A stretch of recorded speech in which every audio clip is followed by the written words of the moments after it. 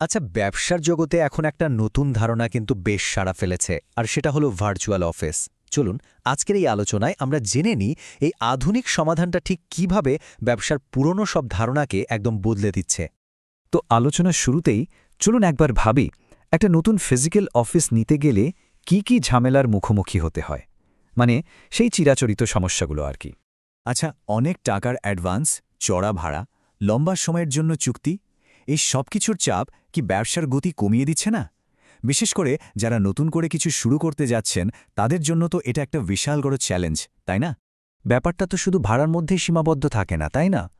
এর সাথে আছে আসবাবপত্র কেনার খরচ, আইটি সেটআপের ঝামেলা, তারপর ধরুন ইলেকট্রিসিটি বিল, মেইনটেন্যান্স, আর কর্মীদের যাতায়াতের সময় আর খরচ তো আছেই।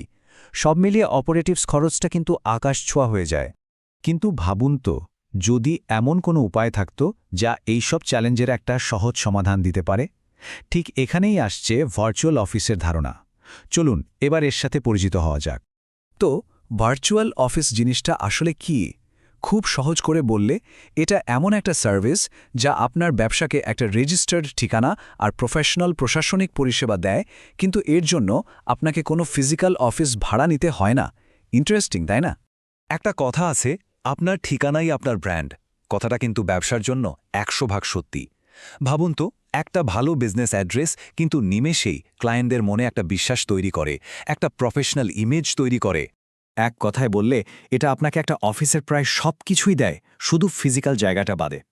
মানে আপনি অফিসের ঠিকানা পাচ্ছেন, ফোন সার্ভিস পাচ্ছেন, কিন্তু আপনাকে প্রতিদিন সেখানে গিয়ে বসতে হচ্ছে না। আচ্ছা, তাহলে প্রশ্ন হলো, এই মডেলটা ঠিক কিভাবে কাজ করে? এর পেছনের প্রক্রিয়াটা কিন্তু একদমই সহজ। চলুন ধাপে ধাপে ব্যাপারটা বুঝে নেওয়া যাক।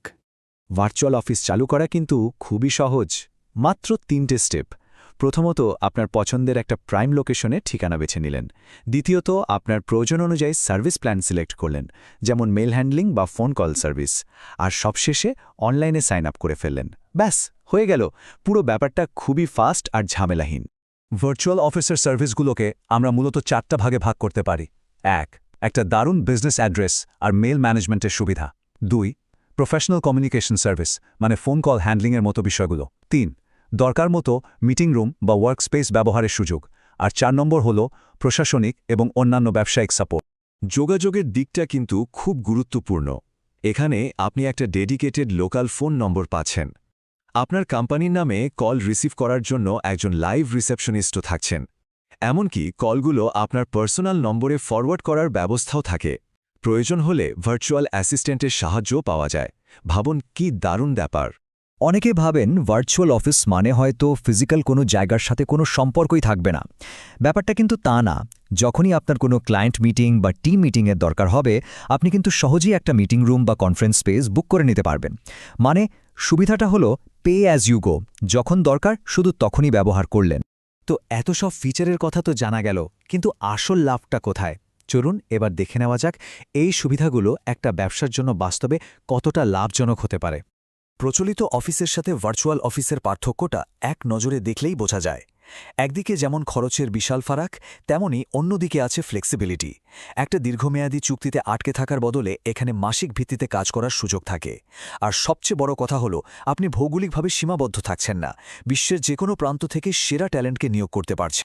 খরচের পার্থক্যটা যে কতটা বিশাল তা এই সংখ্যাটা দেখলেই বোঝা যায়। কিছু প্ল্যান তো দিনে মাত্র $2, মানে 1 কাপ কফির থেকেও কম খরচে শুরু হয়। একটা ফিজিক্যাল অফিসের ভাড়ার সাথে এর তো কোনো তুলনাই চলে না। মাসিক খরচের এই গ্রাফটা দেখলেই বিষয়টা আরও পরিষ্কার হয়ে যায়।